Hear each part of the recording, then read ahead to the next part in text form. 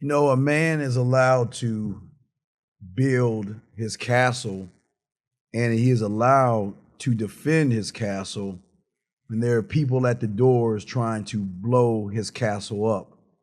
And for a lot of guys out there today, y'all, well, not you guys, but there are people out there that are looking at that man for defending his castle as being weak.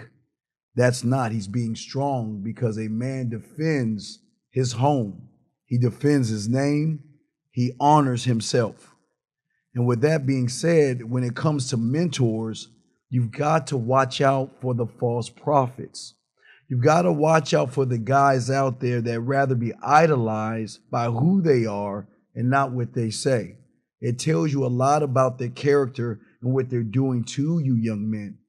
A real mentor will not ever go against anybody trying to teach you men out there manhood. Anybody trying to stop, prevent, ridicule, memes, and all that other stuff, you got to take a moment and take a step back and look at who they're following and look at what they're thinking. You know, we all don't get along, but as a man, I can walk away and not say anything because I can show appreciation and honor for being a part of something. But when you come back and turn around and try to stab the hand or bite the hand that feeds you, it shows that you are thinking more about yourself than young men. And that's why it's important when it's time to look for a mentor, bite the gold. See if it's fool's gold. Because if it's trying to prevent you from learning manhood, run away from that person. Because that person is only thinking, or they are only thinking about themselves and not you guys. So.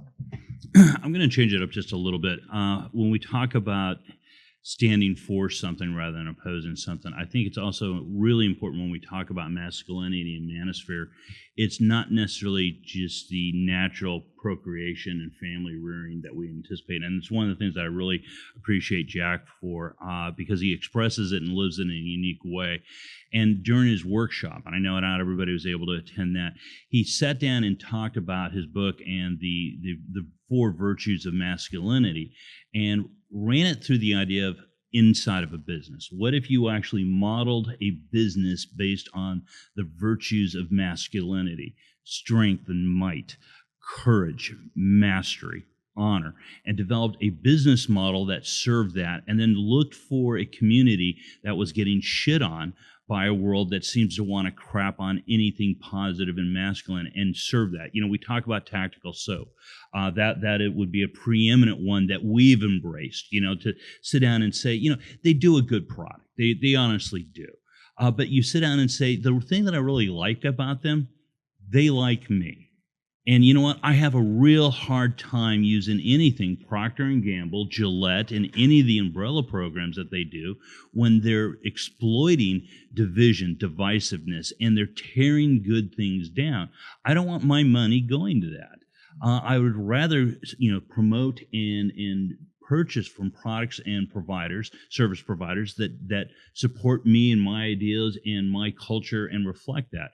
And so I think there's something to be said about standing for that. And I think it's important for everybody to find their own individual purpose. It may not be family rearing or family development. It very well be your dent in the universe is to create something wondrous, you know, out in the world, to have an impact on the arts, on the sciences, and business, and recognize that that is no less value than providing a legacy through genetic biological material.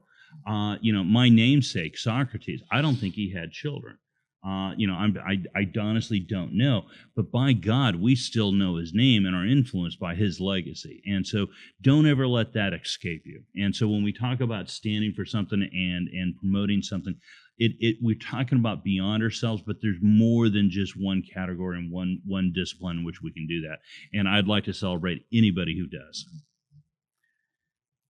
I'm going to change it up just a little bit more. So, but in the context of what, you know, are you just against everything, or are you standing for something?